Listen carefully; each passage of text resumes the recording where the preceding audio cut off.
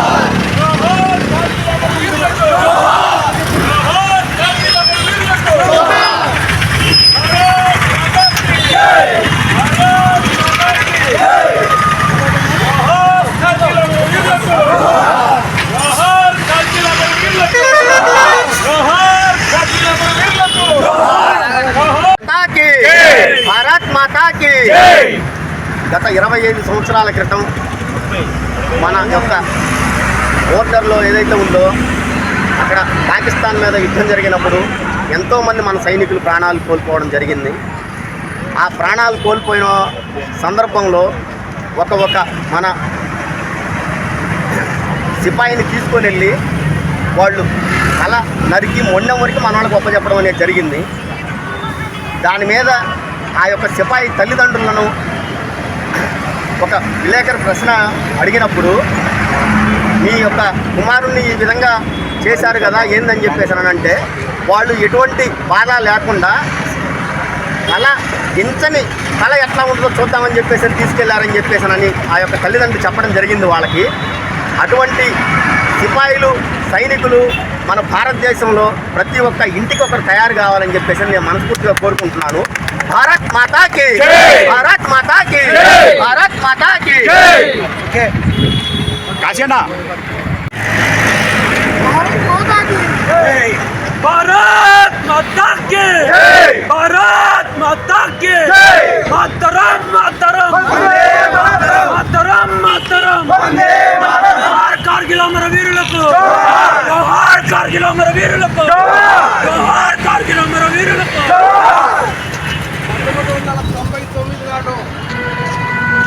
కార్గిల్ ప్రాంతాన్ని ఆక్రమించాలని చెప్పి పాకిస్తాన్ ఉగ్రవాదులు సైన్యమే ఉగ్రవాదుల రూపంలో వచ్చి అక్కడ గిరిజనుల పేరుతో అయితేనేమి ఇంకో పేరుతో వచ్చి ఆక్రమణ జరుగుతున్న సమయంలో ఒక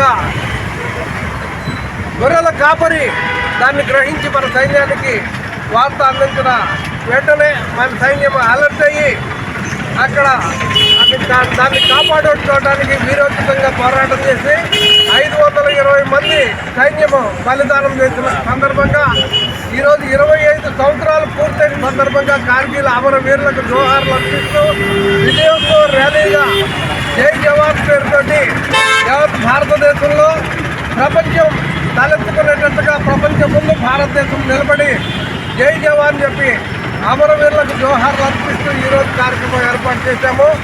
1947 భారత్ పాకిస్తాన్గా విడిపోయినప్పుడు గిరిజనుల పేరుతోటి పాకిస్తాన్ సైన్యము భారతదేశాన్ని ఆక్రమించుకోవాలని చెప్పి కాశ్మీర్, జమ్మూ, లడఖ్ ప్రాంతాన్ని బాధిగా తీసుకోవాలని చెప్పి ప్రయత్నాలు జరుగుతున్న సమయంలో వీరోచితంగా అప్పుడు ఒక పోరాటం చేసింది భారతదేశం.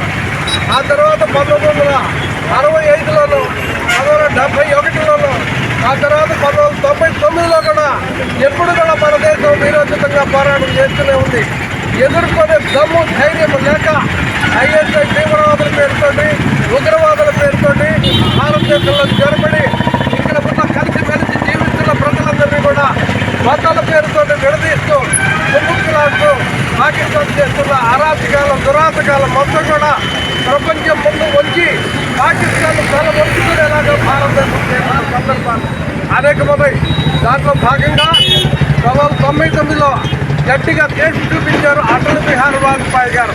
సరిహద్దు దాటి పోరాటం చేస్తాం, మనకి ఇంకా అవకాశం ఉంది, పాకిస్తాన్ ఆక్రమిస్తామని చెప్పి సైన్యం అన్నప్పుడు కూడా భారతదేశం ప్రపంచ దేశాల ముందు తల వంచుకునే పరిస్థితి రాకూడదు, మన సరిహద్దులు ఏమైతే ఉన్నాయో అయ్యే కాపాడుతుందా అని చెప్పి ఆనాడు వాజ్పేయి గారు చెప్పారు. తర్వాత మరలా నరేంద్ర మోడీ గారు మన భారతదేశ ప్రధానిగా ఉంటూ భారత్ పాకిస్తాన్ సంబంధాల విషయంలో చాలా సఖ్యతను పాటిస్తూ సమదూరాన్ని పాటిస్తూ కూడా ధైర్యంగా పోరాటం చేస్తూ పాకిస్తాన్కి ఏమైతే వాటా ప్రకారం ఇవాళ అవే ఇస్తూ అదనంగా ఇవ్వకుండా చేసినందువల్ల ఇవాళ పాకిస్తాన్ అడుగులే పరిస్థితిని కల్పించడానికి కారణమైన ఆనాడు ఏంటంటే ఎంతో ఇవాళ అంతేకాకుండా అదనంగా ఇవ్వడం వల్ల పాకిస్తాన్ రెచ్చిపోయి మన మీద అనేక దురాగతాలు చేస్తూ వచ్చింది. కానీ నేటి ప్రభుత్వం 2014 నుంచి కూడా పాకిస్తాన్కి, బంగ్లాదేశ్కి, ఆఫ్ఘనిస్తాన్కి ఏమైతే ఇవ్వాలో, ఏ అవసరాలు అయితే ఉన్నాయో వాటి ప్రకారమే ఇస్తూ వచ్చింది. అదనపు సౌకర్యాలు ఉండవు, ఏమైతే మీకు ఇవ్వాలో అవే ఇస్తాం. నీళ్ళు ఈరోజు కార్గిల్ యుద్ధం జరిగి 25 సంవత్సరాల సందర్భంగా కార్గిల్ అమరవీరులకి మనం వాళ్ళకి శ్రద్ధాంజలి ఘటిస్తాం. అమరవీరులకి ఈ కార్యక్రమం నిర్వహిస్తాం. కార్గిల్ వీరుల అమరవీరుల దినోత్సవం మనం ఈ కార్యక్రమం చేస్తున్నాము. 1995లో పాకిస్తాన్ దేశం ఇష్టపూర్తంగా ఉగ్రవాదుల్ని వాళ్ళ సైనికుల్ని మన కార్గిల్ కొండలకి మన హిమాలయ పర్వతాలటువంటి మన భూభాగంలోకి వచ్చి దొంగతనంగా బంగారు ఏర్పాటు చేసుకొని దాడి చేసి పాకిస్తాన్ మన కాశ్మీర్లో కొంత భాగాన్ని ఆక్రమించుకోవాలని దురుద్దేశంతో ఆ ఎత్తడి పర్వతాల మీద ఉండి యుద్ధం తేలిక ఓడించుకునే దురుద్దేశంతో వచ్చారు. అది ఒక గొర్రెల కాపులు పంచికట్టి మన సైనికులకి వివరించారు. అక్కడ బోర్డర్ సెక్యూరిటీ పడుతున్నటువంటి ఒక 5 కమాండర్లు వెళ్ళి 5 చూడడానికి వెళ్తే న్యూస్లు పెట్టి వాళ్ళని కనపడకుండా చేశారు. ఈ విషయం మళ్ళీ వచ్చి మన కమాండర్లకు, మన బోర్డర్ సైనికులకి ఆ గొర్రెల కాపులు చెప్పిన తర్వాత మన సైనికులంతా వెళ్ళి వీరోచితంగా మన ఆ కార్గిల్ కొండలు ఏవైతే ఉన్నాయో అవన్నీ వచ్చిపరుచుకొని వాళ్ళు చిత్తుగా ఓడించి మన వాళ్ళు కార్గిల్ విజయం పొందాము. ఈ విషయంలో పాకిస్తాన్ దొంగ బుద్ధిని అదే టైంలో బిల్ క్లింటన్ గారు అమెరికా అధ్యక్షుడిగా ఉన్నారు, ఆయన దగ్గరికి వెళ్ళి మాకు సహాయం చేయండి, అంతర్జాతీయంగా ఈ సమస్యను పెద్ద చేయండి అంటే, నువ్వు ఆ విషయం మాట్లాడకుండా ఏదైనా విషయం ఉంటే మాట్లాడడానికి వస్తే రా, లేకపోతే నా కాడికి రావద్దని చెప్పి మొహం మీదనే చెప్పు తీసుకొని పెట్టినట్టు పాకిస్తాన్కి చెప్పాడు. రెండో విషయం ఏంటంటే, ఒకవేళ ఈ నవాజ్ షరీఫ్ కనుక పిచ్చి వేషాలు ఇస్తే అప్పుడు సైనిక అధ్యక్షుడిగా ముషారఫ్ ఉన్నాడు, పిచ్చి పిచ్చి వేషాలు వేసి మనం చెప్పినట్టు కాకుండా వేరే విధంగా మాట్లాడితే వాళ్ళు ప్రెస్ నోట్ కూడా తయారు చేస్తున్నారు.